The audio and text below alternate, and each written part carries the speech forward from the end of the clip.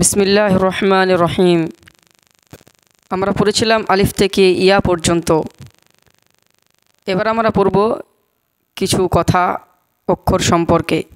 1 নম্বর, যে সমস্ত অক্ষরের নিচে এই চিহ্ন কাটা চিহ্ন আছে সেখানে দ্রুত, এবং যেখানে 1 আছে সেখানে 1 আলিফ, ও যেখানে 3 আছে সেখানে 3 আলিফ পরিমাণ টান দিয়ে পড়তে হবে। 2 নম্বর, খ, র, সদ, দ, ত, জ, গইন, কফ, এই 8টি তারা চিহ্ন অক্ষর অকার, অর্থাৎ খ, র উচ্চারণ হবে, খা বা রা নয়। 3 নম্বর, সদ, ওয়াদ, এর উচ্চারণ কলকলা হবে, অর্থাৎ আওয়াজ মাখরাজে লেগে ফিরে আসবে।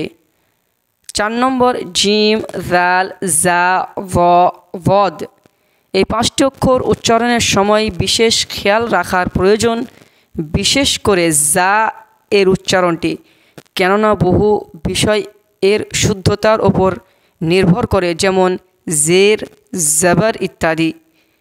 এই কিতাবে যেখানে যে আরবি অক্ষরের পাশে হাইপেন দেওয়া আছে সেই অক্ষরটি একটু টান দিয়ে পড়তে হবে।